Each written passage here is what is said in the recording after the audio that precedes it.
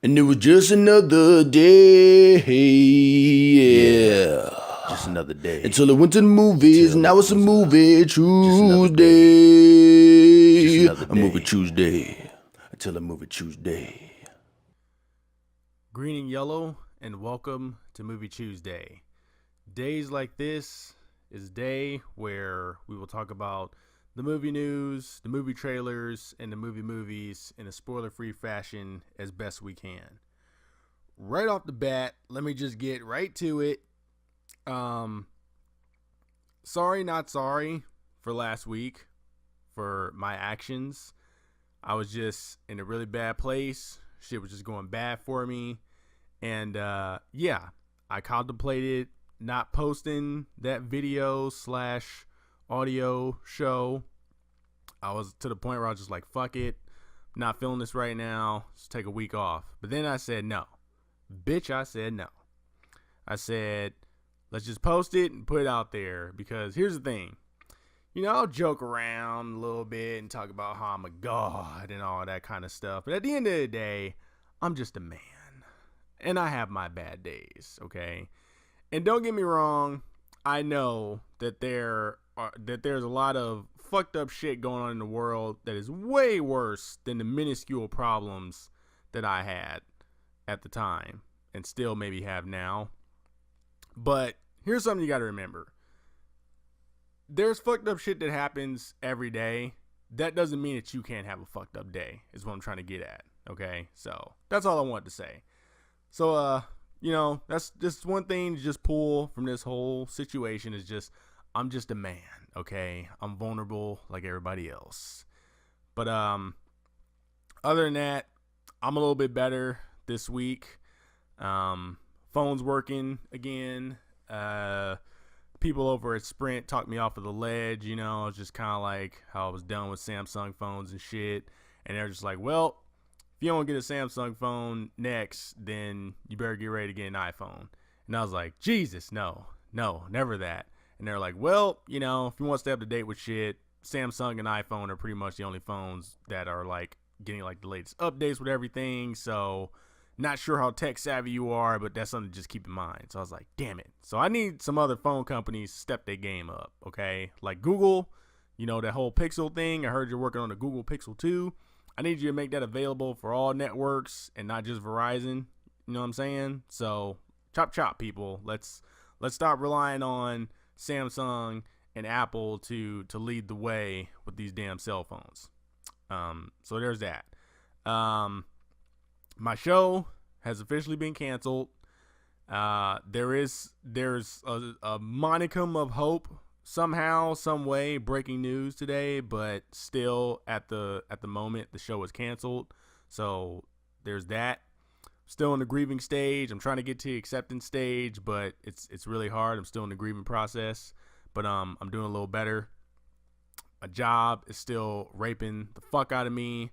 I love my job, but it's getting really crazy for some reason. These past couple weeks, or actually this past month, it's just been crazy with the shit that's been coming in through there. So I'm a little run down from that, but yeah, I'm in a little higher spirits than I was last week.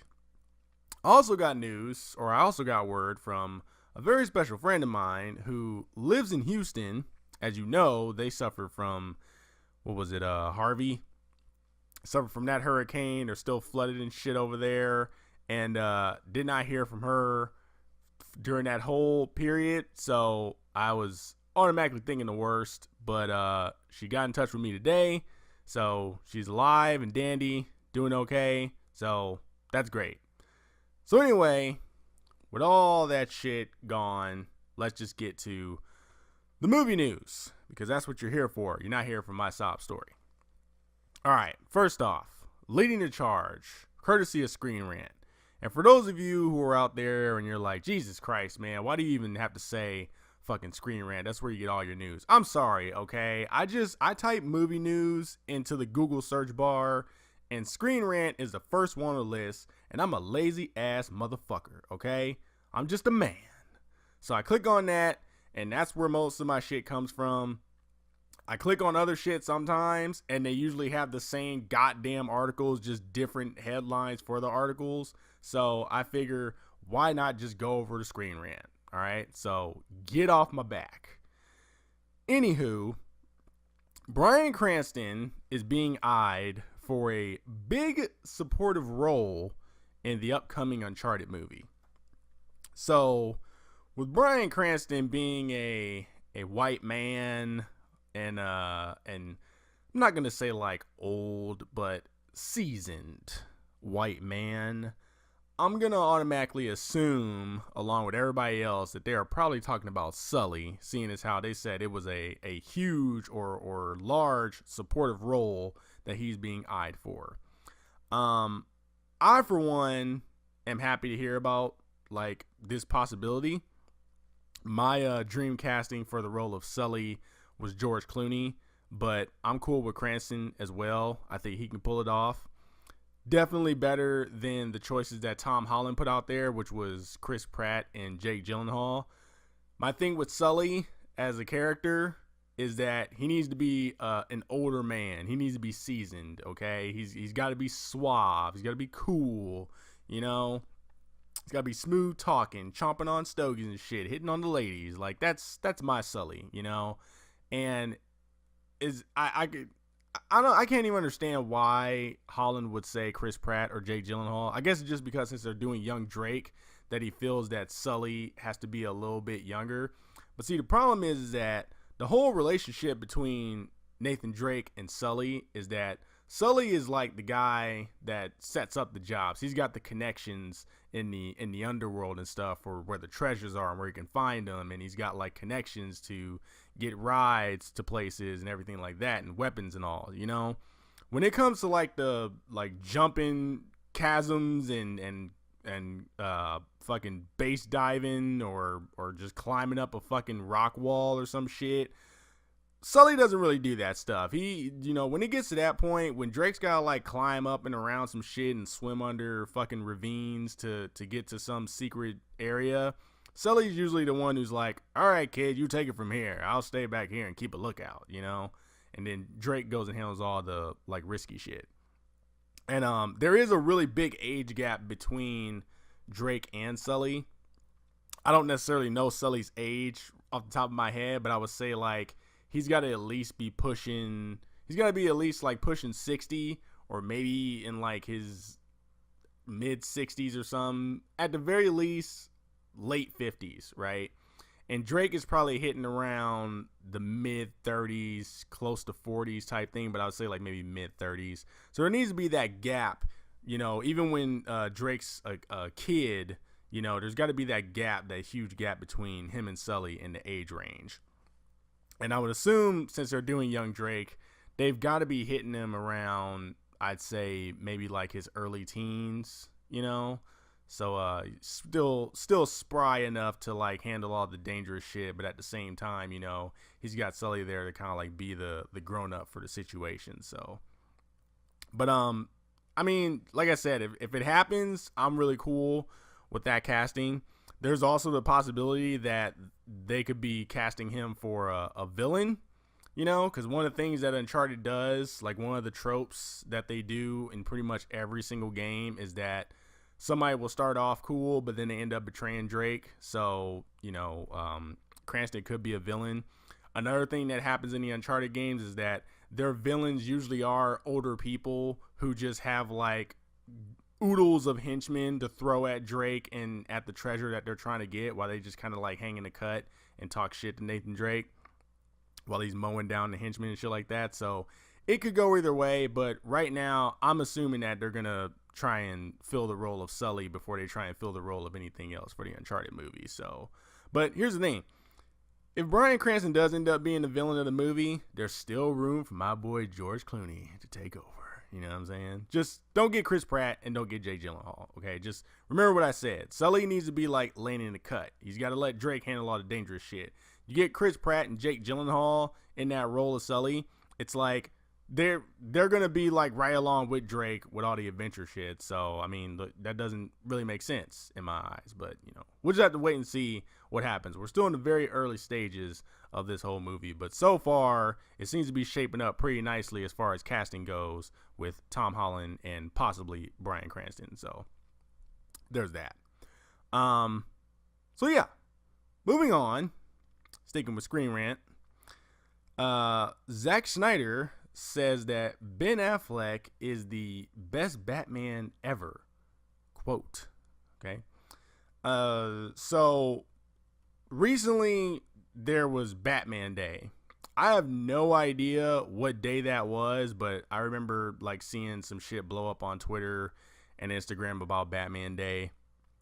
I'm going to assume it was the day where I sat and watched Batman Beyond: The Return of the Joker, because that randomly just came on TV. So I like sat and watched that, and I was just really, it was so random. Like I saw it on the guide and I was just like, like this is a random movie to be playing right now. I'll check this out. I like Batman Beyond. So I started watching that. So I'm going to assume that was Batman Day.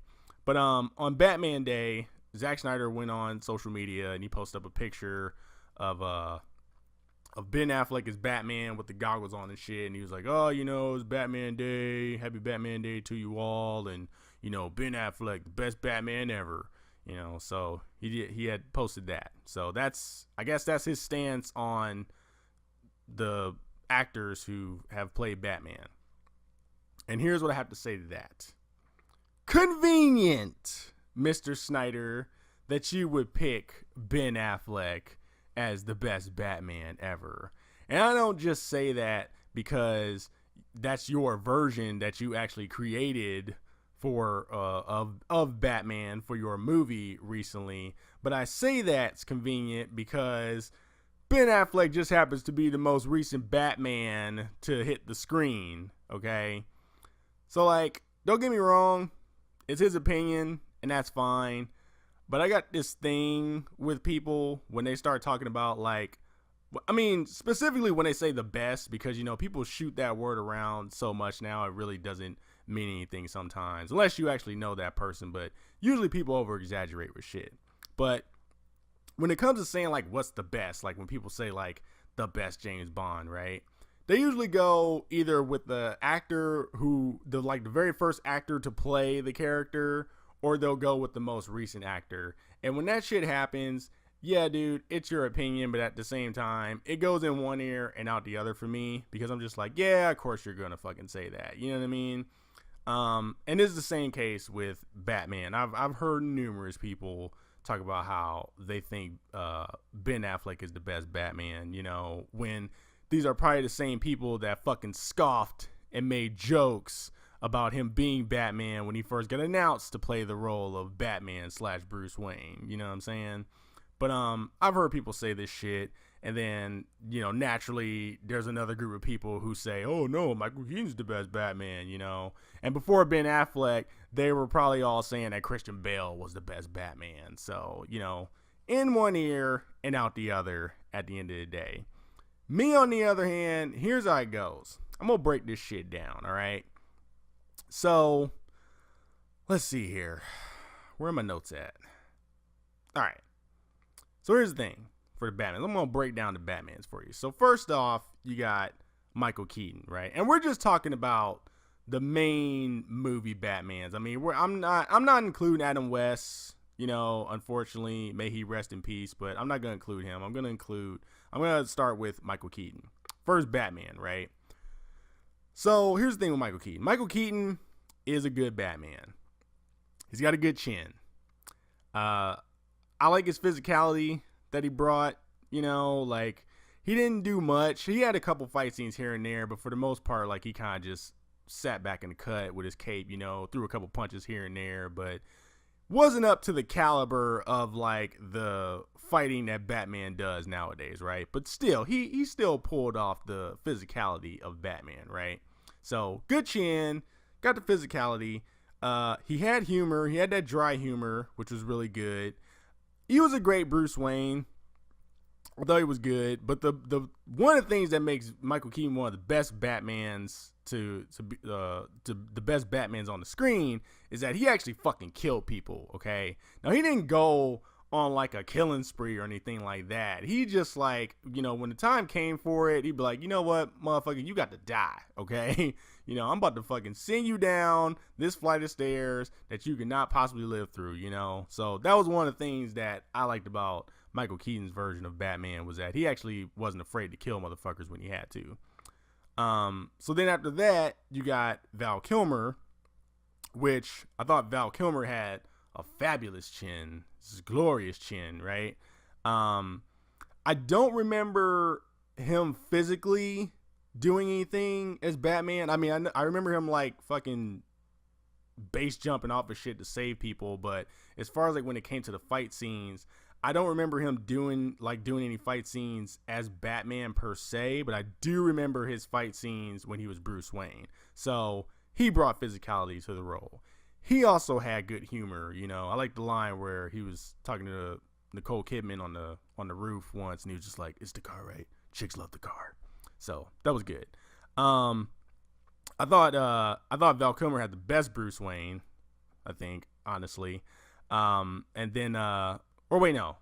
Yeah, I'd say he had the best Bruce Wayne. He was pretty good. I don't know. I need to watch Batman Forever again. But I did like his Bruce Wayne. Whether he's the best, I don't know about that.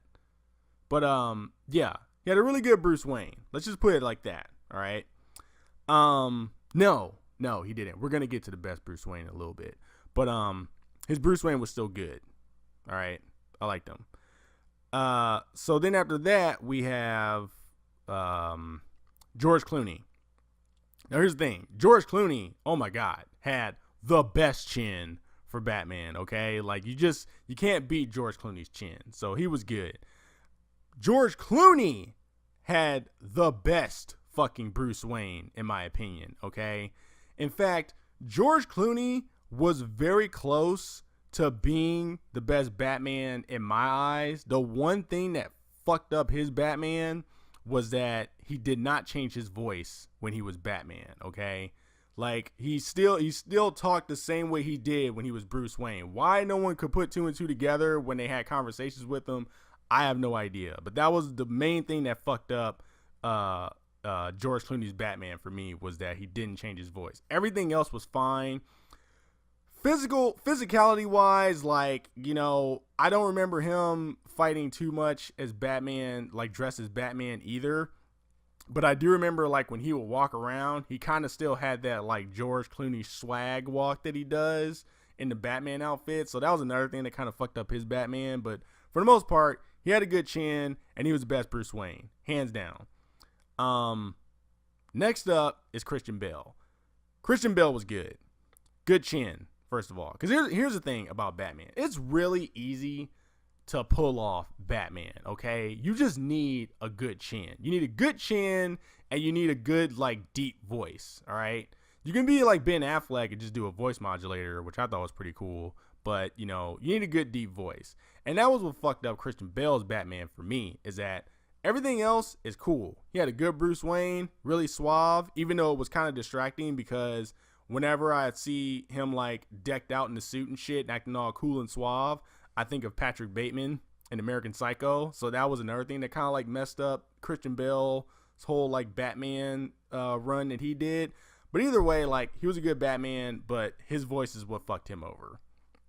Definitely good physicality. I would say that his like fight style and everything that he brought to the table is on par with what Ben Affleck brought with his Batman, if we're being honest here. So there's that.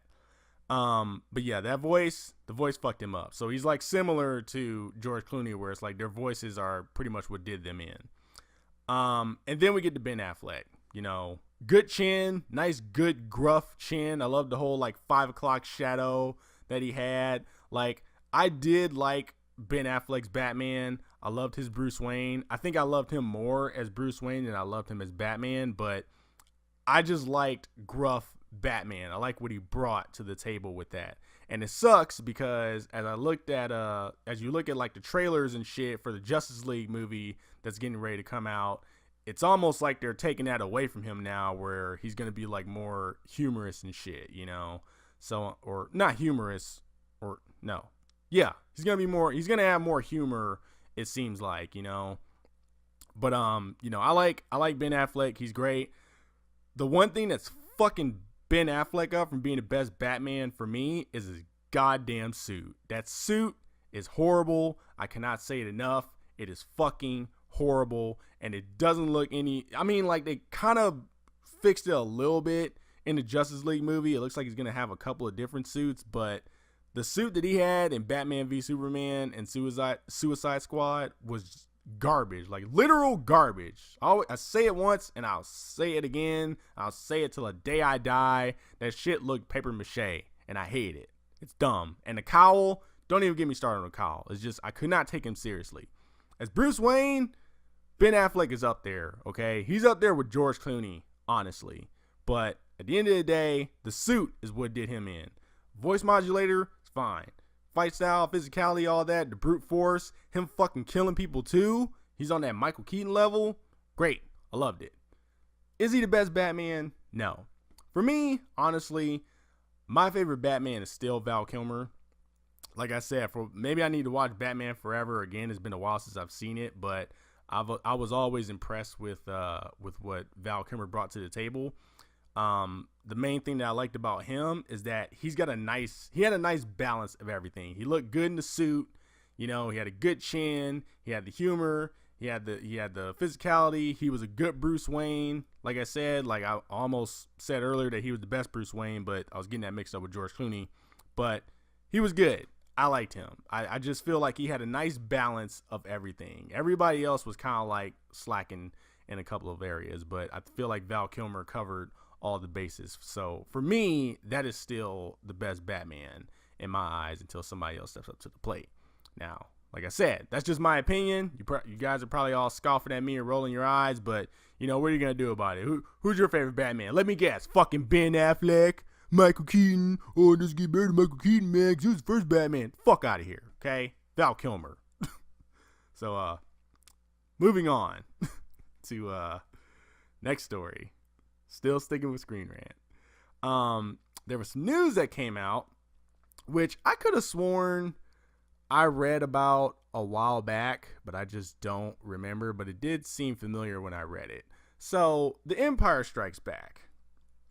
And I'm sorry, if you haven't seen Empire Strikes Back by now, what the fuck is wrong with you? What are you doing with your life, okay? Now you're just being an asshole, okay? So, if I spoil something for you, go fuck yourself. That's all I got to say. So in Empire Strikes Back, there is this classic line that people use till this very day. And it's the, Obi-Wan never told you the truth about your father, did he? And then Luke was like, he told me you killed him, and he was like, no, I am your father. He's like, no! Okay, so that line, right? That whole situation. So not the original line, but at the time, that was a really big twist in the movie, right? Because in the first Star Wars, in A New Hope, you got Ben Kenobi talking to Luke, and he's talking to him about his dad, and he's like, oh, yeah, your dad, he was a powerful Jedi, man. Me and him were best buds. We fucking ran around the galaxy, slicing people to death, and just doing all kinds of missions and going on adventures. It was great. And Luke was like, oh, man, he's like, you knew my father? Oh, man, what happened to him? And he's like, oh, this dude killed him. His name was Darth Vader, and he fucking killed his ass. And then he was like, oh, really? And he was like, yeah. And then everybody like, yeah, fuck Darth Vader, right? So that all happened in A New Hope. So in Empire Strikes Back, when Luke is fighting Vader, he's all like, dude, fuck you, man. He's like, you killed my dad. And then Vader's like, bitch, the fuck you talking about? I'm your dad. And he was like, what? You know what I mean? So that was like a really big thing at the time. I still remember seeing that part because I was watching it with my mom, and the part was coming up. She was like, watch this. You won't believe this. What's coming up next? So I'm watching it, and the part happens. So like, I still remember like just being wide eyed, and I immediately turned around and looked at my mom, and I was just like, is this for real? And she was like, yeah, it is. Like, it's crazy, right? And I was like, oh my God, like, I thought Darth Vader killed him. How can he kill him if he's his dad? It's just like, just mind blown, right? So yeah, that was a big deal at the time. So recently, Mark Hamill, who's running around, I guess, doing interviews, helping to promote The Last Jedi that comes out in a few months, was talking about how they kept that a secret while they were filming the movie. While they were filming the movie at the time, only 3 people knew the actual line, like the actual truth about Darth Vader. Everybody else was under the impression that Darth Vader was or everybody was under the impression that Obi-Wan had killed Luke Skywalker's father. So the line originally went where, you know, Darth Vader's like, oh, you know, Obi-Wan never told you the truth about your father, and, you know, and Luke does it like, oh, you know, he told me you killed him, and he was supposed, and the way the line went, to the secret line went is they were like, he was like, no, Obi-Wan killed your father, and then, like, you know, Luke reacts to it, he still does the, no, it's not true, it's not possible, you know, like, they still, like, they filmed the whole thing like that with that line, right? So basically the director, what was his name? Ivan Kershner. The director pulled Luke to the side, or Mark Hamill to the side, and he's like, okay, dude. He's like, I'm about to tell you something right now, okay? And he was like, and only 2 people know. He was like, I know, and George Lucas knows, and now you're about to know. So if this shit leaks out, we know exactly where the fuck it came from, right? So you know, Mark Hamill's like, oh, you know, what are you gonna tell me? And he was like, okay, the real line is that he's gonna say, I'm your father. So Darth Vader is Luke Skywalker's father, right? His father went to the dark side and he became Darth Vader. So, like, they told him that, and you know, Mark Hamill had to keep it a secret along with George Lucas and the director Ivan Kershner. So I thought that was pretty cool. That was a pretty cool little tidbit that he had gave out. And like I said, I feel like I heard that somewhere before or read that somewhere before, but I don't fully remember. But I just thought that was a cool thing. The question that comes to mind, though, is like, how did they handle that with James Earl Jones? Because if George Lucas knew it and Ivan Kershner knew it and then Mark Hamill knew it, when did they tell James Earl Jones? You know what I mean? Because you can't have him record that line the day before the movie hits theaters, right? Because, you know, you got to like edit that shit in there and fuck with the sound and everything, or maybe movies just weren't that complicated back in the day. But I don't know. I feel like James Earl Jones had to have found that out like way down the line, you know what I'm saying? Or maybe they just had him do the line, but they had him do it in a different context. Like maybe they had him talking to another character or somewhere. He was like, you know, fucking Guido, I am your father. And Guido's like, no. So I don't know. That's just what I think about, you know. Sad that the fucking interviewer didn't ask about that, it seems, because I didn't hear anything about, you know, James Earl Jones, like what his reaction was to that whole situation. But the other thing that I've heard too is that when, you know, because it was cool how they like kept that shit a secret, because the other thing was that Mark Hamill was saying that he was wondering how they would be able to handle something like that nowadays with everybody having cell phones and shit.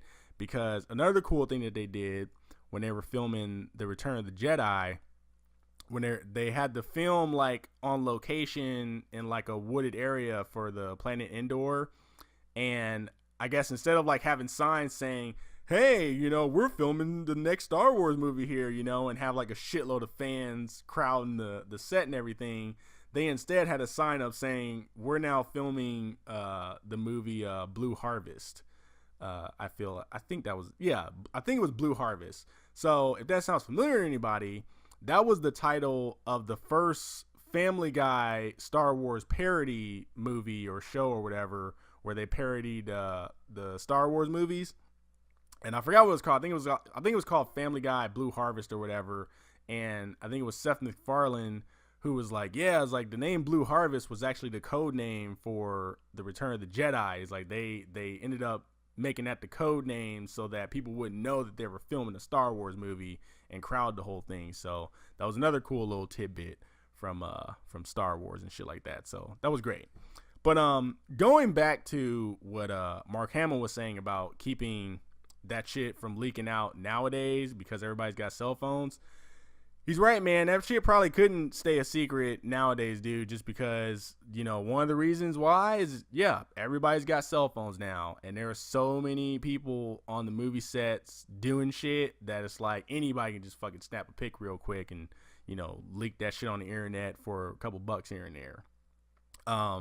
The other thing is, too, that could cause those leaks is those same people with all the cell phones roaming around the set and everything aren't really paid that great as far as I'm concerned. And I don't think their work is really appreciated the way they would like. I say that because there is a lot of shit that leaks nowadays, and some of that stuff is manufactured by studios, which I'll get into in a little bit. But the other reason is a lot of these people probably don't make that much money. So when you got like a fucking key grip or a boom mic operator or the guy behind the couch that is paid to give Thor his hammer when he calls for it, that is a thing, that is a position on a movie set. When you have people like that and they're only making like a couple dollars an hour, it's like, holy shit, I'm on the set of a fucking Star Wars or Marvel movie and there's all these cool things happening. Let me snap a pic. And then you go and hit up a TMZ or a Screen Rant or whoever the hell will take it to where they'll give you a few $100 for those pics or that inside info. And voila, you got your leak. So let's start paying some people the money that they owe, or at least giving them some respect. Or putting the fear of God inside of them to where it's like, hey, all right, if this shit leaks out, we know exactly where the fuck it came from. So if it leaks, all you motherfuckers are fired. There's plenty of people who love to have your position right now, so you better keep this shit under wraps, So, I mean, that's some shit. That's another method of or the ways of shit getting leaked, or the reasoning behind so many leaks nowadays. And the other reason, like I just said a couple seconds ago, is that shit's manufactured. There's a lot of these movie studios where they just fucking generate hype by having like controversy or supposed leaks that they'll like disguise as fan theories and shit. Because let's be honest, dude, there's some fan theories that people have that are like spot on with shit, and it gets to the point where like sometimes I see this shit and then you actually see the final product and that shit happens and I'm just like, somebody was like right there on the set to like have known that, because there is no way that somebody could have known that shit right off the bat. Not even the biggest fan in the world could have fucking figured this shit out, So I automatically just blame like studios for that.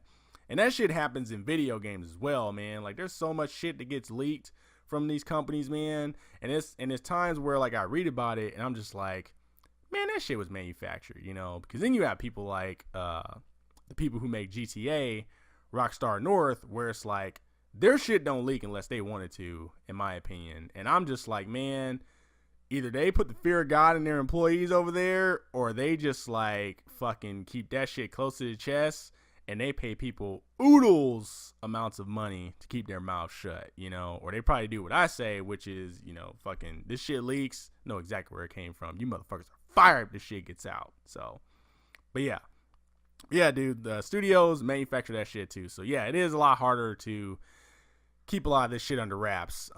Even right now, dude, with The Last Jedi, there's so much shit that's coming out now where people talking about Emperor Snoke or whatever the fuck his name is. I know it's Snoke, but I can't remember if he's like Emperor or whatever like that. But there's so many things that are coming out about him. I don't read them, but I see the headlines where like, oh, here's this possibility that could happen in The Last Jedi, or here's the possibility of this character having a relation to this character, and this is that. And I'm just like, all right, guys, whatever. Like, fucking, just stop. You look desperate, okay? Just chill out, For example, fucking James Cameron and this whole beef he's got, or not beef, but this whole like thing that he's got with Wonder Woman. Like, he recently came out and was talking to, or was defending or backing up what he said earlier about how Wonder Woman was an objectified icon and stuff. So he like came out after all the rebuttals and shit, and he was like, man, I stand by what I said, dude. He's like, I thought the movie was great, but I still like that, that character, she's she's just too good looking, you know, she was Miss Israel, you know, like he is fixated on the look about how hot she is and how scantily clad she is. And I'm just like, dude, once again, this is your opinion. I completely understand, but get the fuck over it. I mean, she's a goddamn Amazon, okay? She was molded by Zeus, okay? You think Zeus is gonna make an ugly chick? Nah, man, he's gonna make her look fine as fuck. So it makes complete sense that Wonder Woman is hot as shit, all right? So just let it go, okay, about how hot she is. That not everybody needs to look like Sarah Connor. Jesus Christ. On the subject of Sarah Connor, I just found out they're making another fucking Terminator movie. And James Cameron is producing the movie. And then Tim Miller, the director of the first Deadpool movie, he's going to be directing it. And they're bringing back Linda Hamilton for Sarah Connor, and they're bringing back Arnold Schwarzenegger. And their whole plan is, at the moment, that they're going to continue from Terminator 2, and they're going to pretend like 3, 4, and 5 never existed.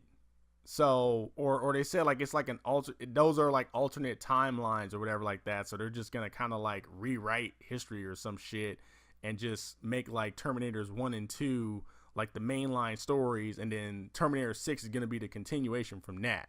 So I'm just kind of like, good lord, man. And you know, so you got the Terminator 6 news, you got James Cameron who's finally like starting to direct the Avatar sequels.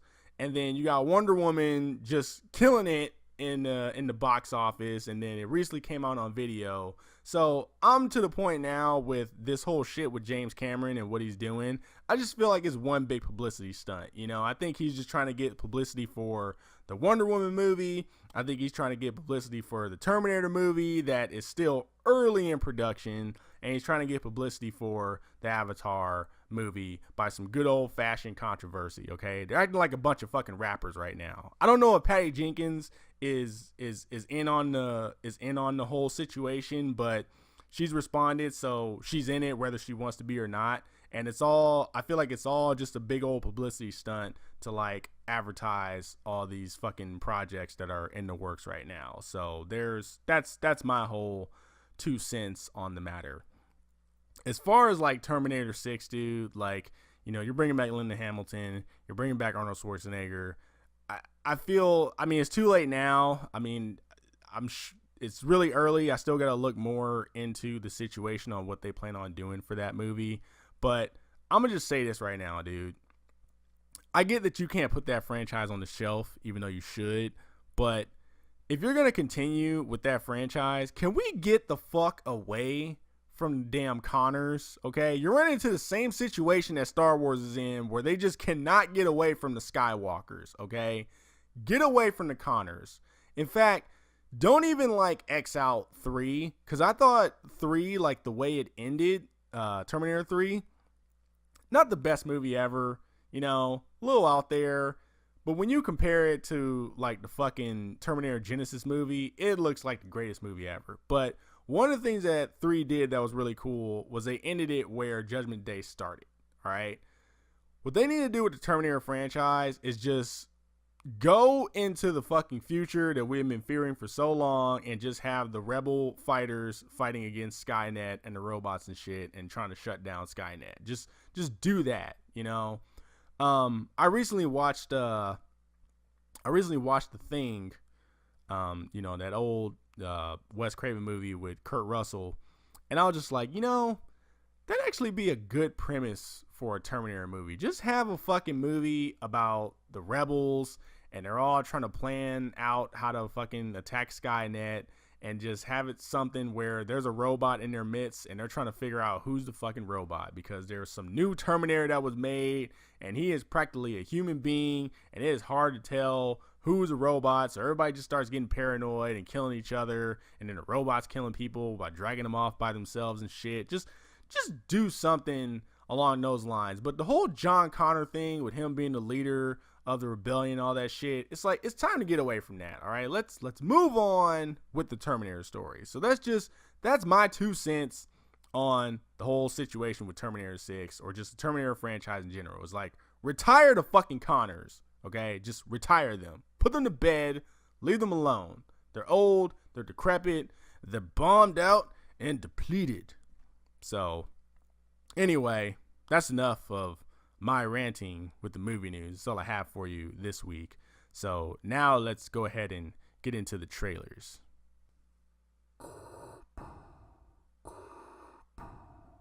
I find your lack of faith disturbing.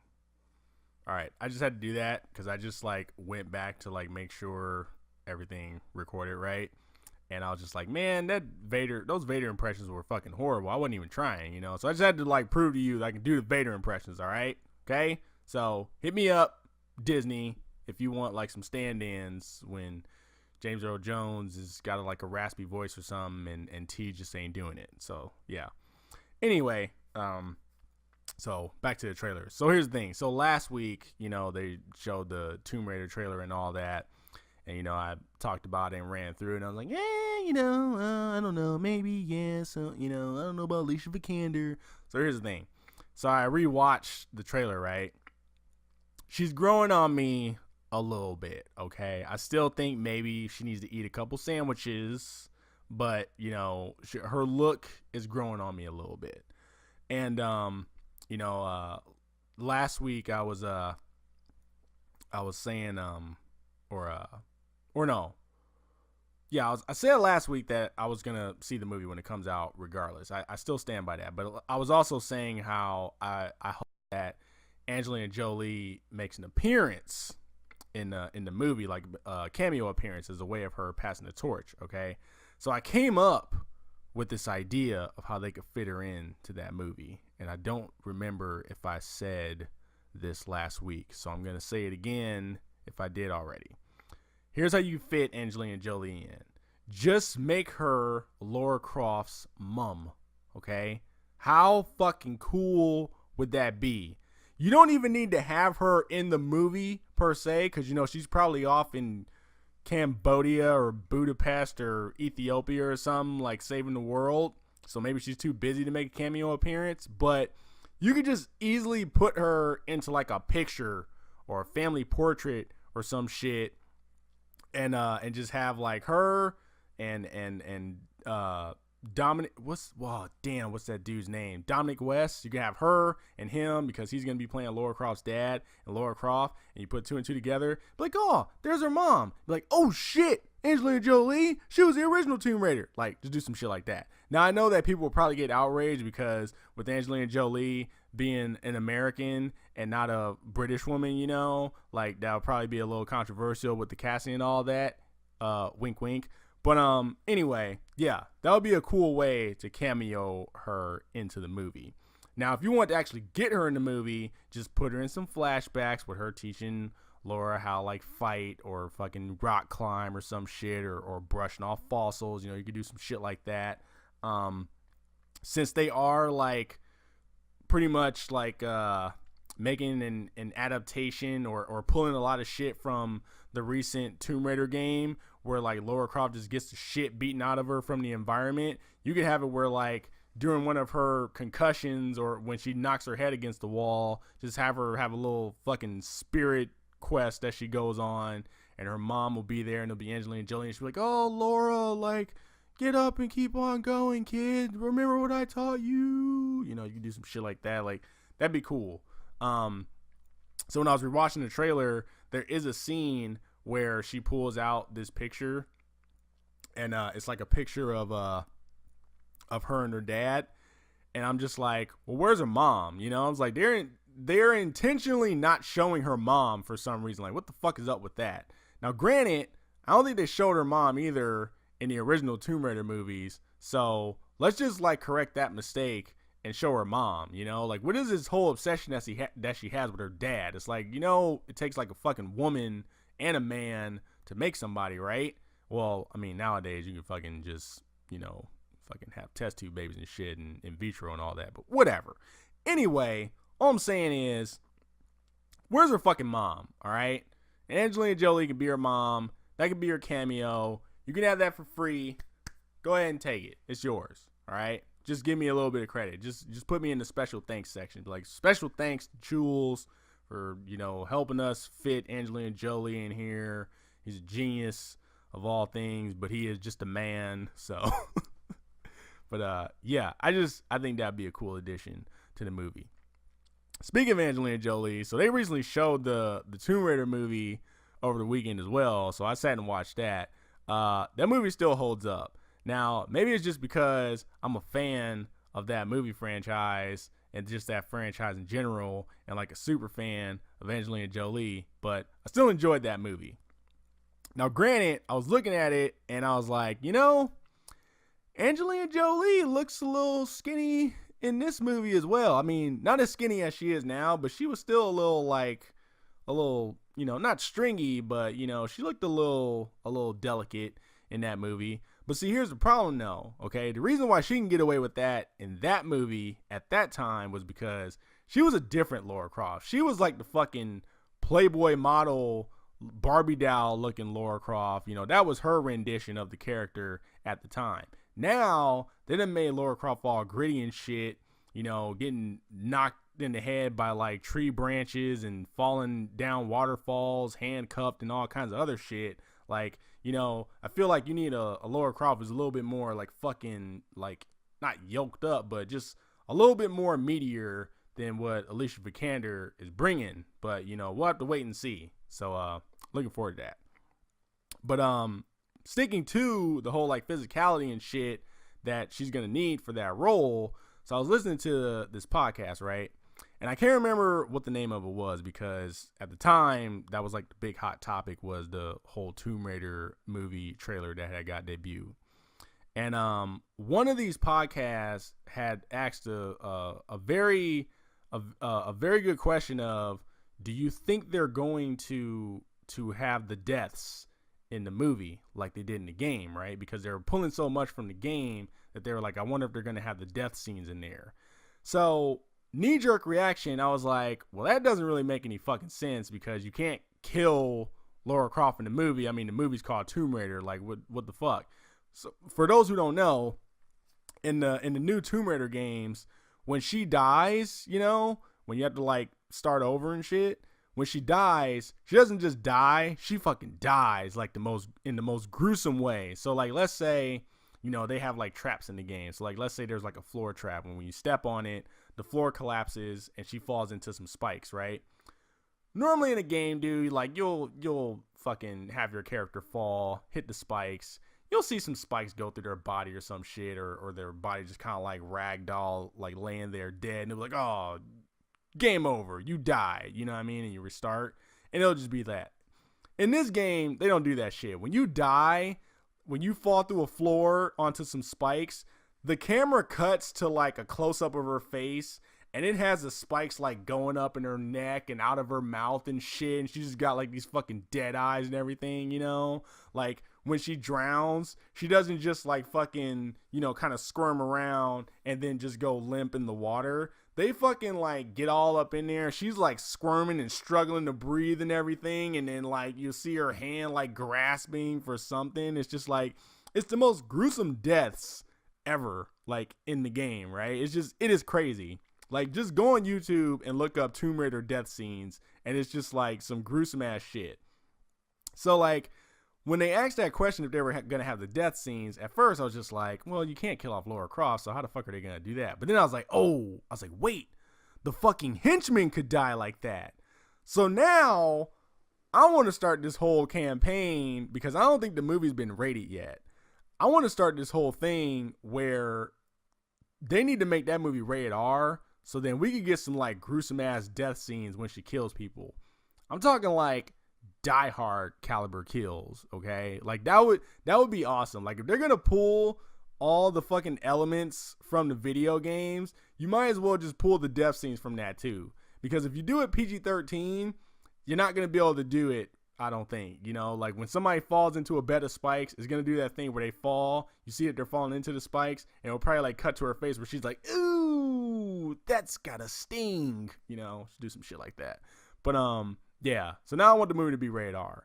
It doesn't need to be like bloody and gory and shit, but just like gruesome enough to where like when they fucking fall, I want people complaining about the fucking death scenes in this movie the way they complain about the death scenes in the video game. So hopefully that happens. I don't think they're gonna make it rated R. They're gonna probably be a bunch of babies and make it PG-13 to get as many asses in the seats as they can. But we'll have to wait and see, because you know that is a trend lately. Is like people want to make shit rated R and gritty and trying to get that Deadpool money. So we'll have to wait and see. Anyway, moving on. Next up is The Maze Runner, The Death Cure. I watched that trailer, which is funny because I recently just watched the sequel to The Maze Runner, The Scorch Trials. So it's pretty weird that as soon as I watched that, the fucking trailer pops up for The Death Cure. So I don't know. We were on the same wavelength with movies and shit at that time. Me and the universe and that. So that was pretty cool that happened. But yeah. So I watched the trailer. I mean, there's not much to say. I mean, if you've seen the first two movies, it's just continuing the story. I don't know if this is going to be like the last movie in that series, because I know it's like based off a series of books, but I don't know if there's going to be one after it. So yeah, I mean, I don't know. The good thing is that they're not doing the whole like fucking part 1, part 2 thing like Hunger Games and Twilight did and Harry Potter and all that. So that's good. But whether I go see this movie in theaters or not is another question, because when I saw the first movie on cable, and I was like, man, that was actually pretty good. You know, when the second movie comes out, I'm actually go to theaters and watch it, right? So the second movie came out in theaters, and for whatever reason, I didn't go see it in theaters. I think like other shit was coming out that I wanted to see at the time, and by the time I remembered to go see The Scorch Trials in theaters, it wasn't in theaters anymore, so I missed out.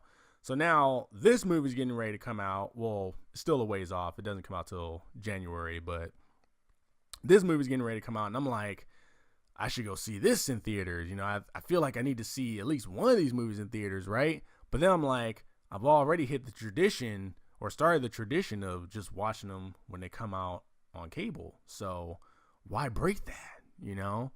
Because make no mistake, the Maze Runner movies are pretty good, but I don't think the first two were really like theater worthy of watching. But I don't know. We'll have to wait and see when it comes out. It comes out January 26th. So as long as there's no other things that come out at the time, like I should be able to squeeze that in there and go check it out. So yeah.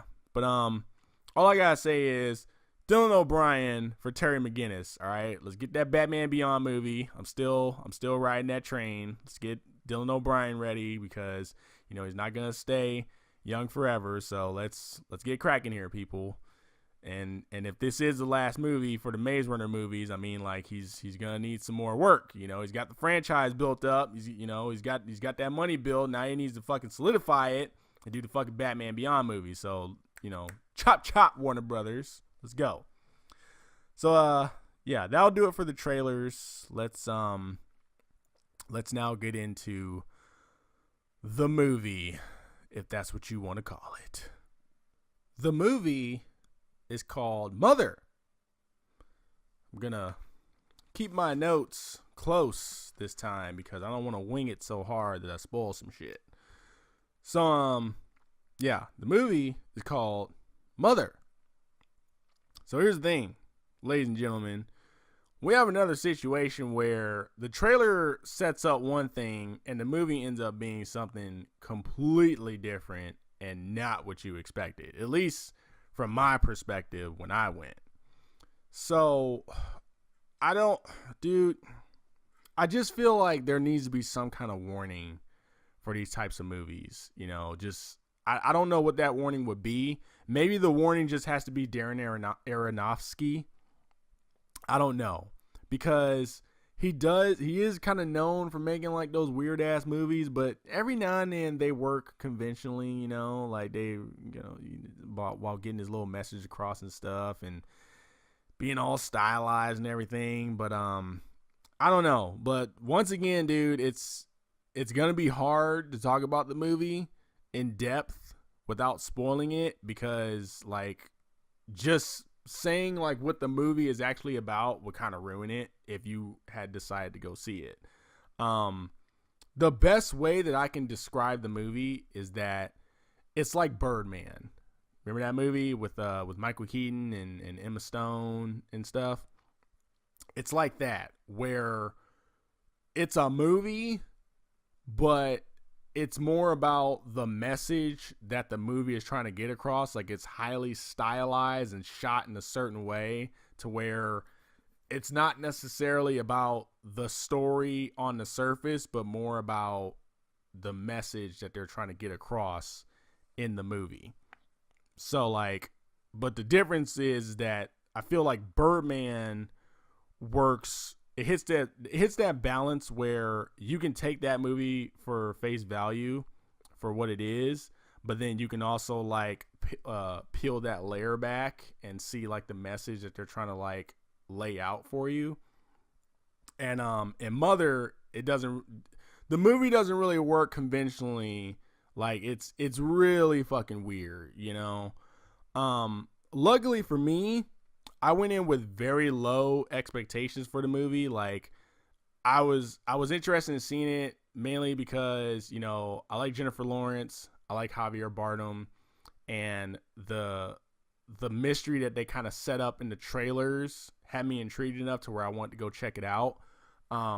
You know, and that was my thing, is like, I went in wanting to know why people were coming to this house, because like the trailer is pretty much like, you got Jennifer Lawrence, who's married to Javier Bardem, and they're in this house, which is kind of like in the middle of nowhere. It's like it's not necessarily in the woods, but it's like it's out a ways away. They're kind of away from civilization pretty much, right? And there's people that show up to the house, and more people just like keep coming to the house, right? Like, that was what the trailer set up. So there's this big question mark of what the fuck is up with people coming to the house. So that was like how I went into the movie. Like, I just wanted to know that. Now, the movie explains that, but it explains it, but there's other shit that happens in the movie that the movie kind of like struggles to explain here and there. Like, pretty much, I went into the movie and I'm watching it, and as I'm watching it, I'm like, okay, you know, what the fuck is happening right now, right? But then eventually it gets to a point in the movie where I'm like, oh, this is one of those movies. Okay, this isn't about trying to figure out what the fuck is happening. This is about the director trying to tell me something. So now I went from what is happening to what are you trying to tell me? Okay, so there was that.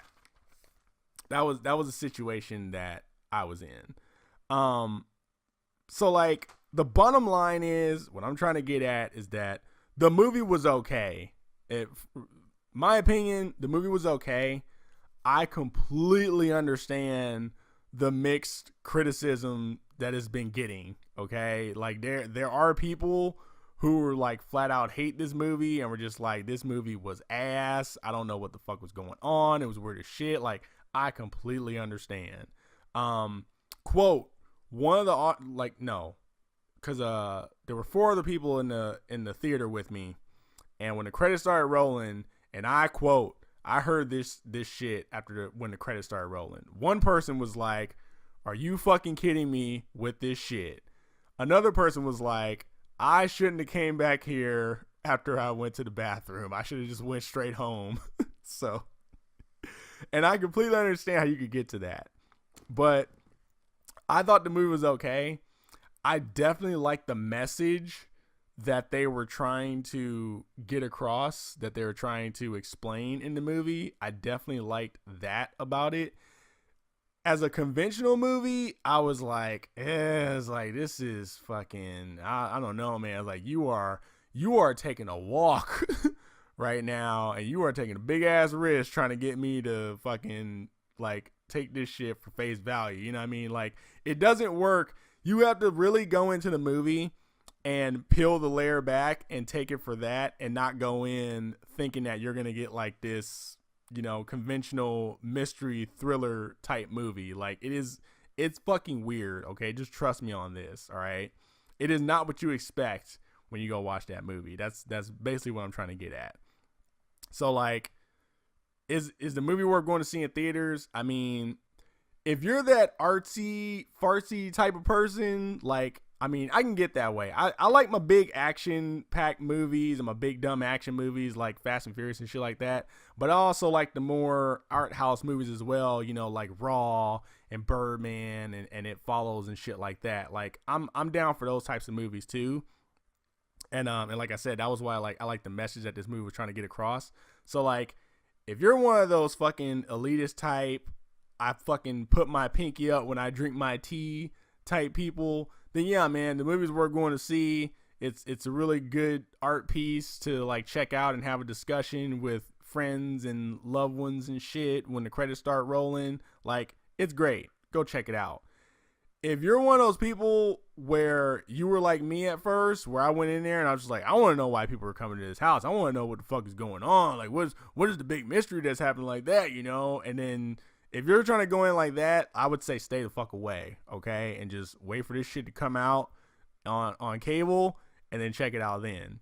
But, you know, if you want to like be adventurous and you want to have a discussion with somebody about what you thought of the movie, or want to have a discussion with somebody who also saw the movie and you kind of want to compare notes, like, that's cool too. I was able to do that, and it was cool because I went in and or I came out and I was talking to some people and we were kind of like comparing things. We were like, well, what did you think of the movie? What did you think they were trying to say?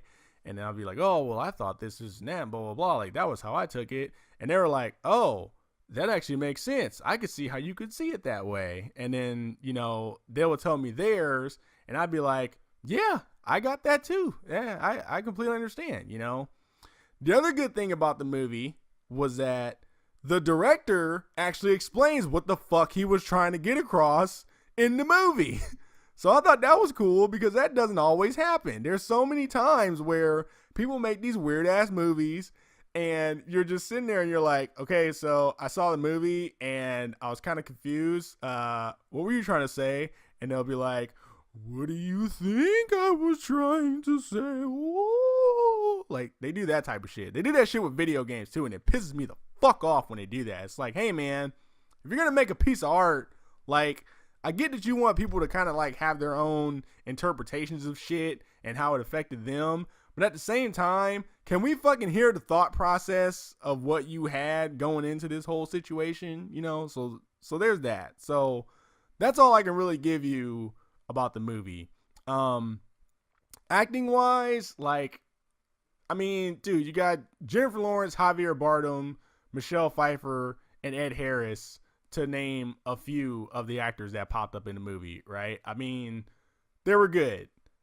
Maybe their chemistry was a little like generic. I feel like, you know, it wasn't anything spectacular as far as I'm concerned with other, you know, actors who've had chemistry in movies. Like, wasn't really like rocking my socks off or anything like that. But individually, like, they were good. They brought it, you know, like they always do. It's what you expect from those caliber of actors, right? So that's great. So that's all I really got. And then as far as like, you know, the sound design was good. I can't really remember like the music in the movie, but I thought the sound design was pretty cool. There was a lot of stuff that, you know, they had some really creepy images and creepy sounds that was happening with the whole folly and everything in that. But other than that, dude, like I said, bottom line, the movie's okay. If you're into like the whole high art type of shit, like, go check it out. If you're not, if you wanted to see like a fucking creepy ass thriller type movie, like, go watch It. that works more in your favor if you go check that out. But as far as like Mother, like going in expecting like to see like this whole creep fest or this whole like big mystery type thing, it's just like, I don't know. I don't feel like you're gonna get that. So that's just my 2 cents on the matter. So yeah. But anywho, that's gonna do it for this week with Movie Chewsday. It's episode 40, so that's cool. It's a big deal. It's a big milestone. I was gonna like move the whole setup over to my shelf over there like I did for episode 30, but as you can see, there's a lot more shit on that shelf than there was before, and I didn't feel like moving all that shit and setting up everything and fucking with the lighting and everything like that. So I just figure we'll do something special for like 50. You know, we'll try and think of something. Till then, here's what we're gonna do. So the contest that I had set up back in episode 30, that is now expired. I've been checking the social medias and stuff like that. I've checked my email and nothing's popped up. I'm just gonna assume that no one either got that far or no one watched it, or the clues were just too hard for you to figure out what movie I was trying to do at that time. So episode 30's contest is expired. There's a new contest for episode 40.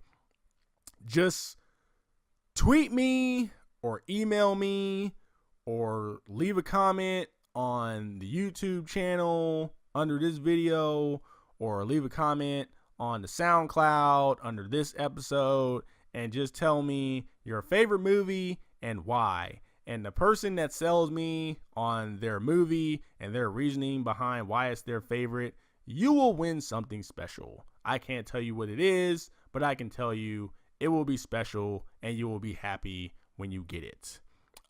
So that's that contest now. So you can tweet me at the Chewels on Twitter, or you can hit me on Instagram, give me a direct message.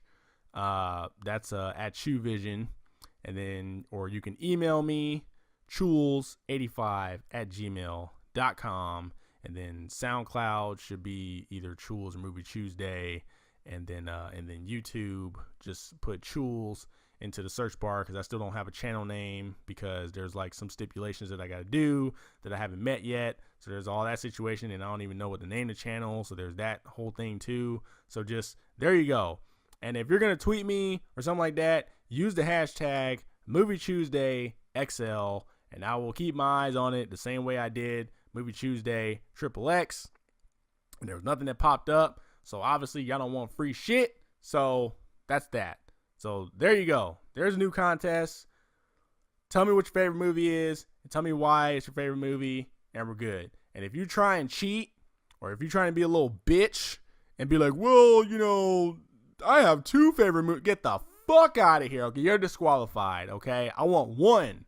I want your favorite, okay? We're bringing the word back. We're giving it its power back. There's too many people talking about the best, their favorite, epic, and all this other shit. And then they have like more than one thing. The fuck out of here, okay? Favorite, you gotta have one. So, anyway, that's gonna be it for this week.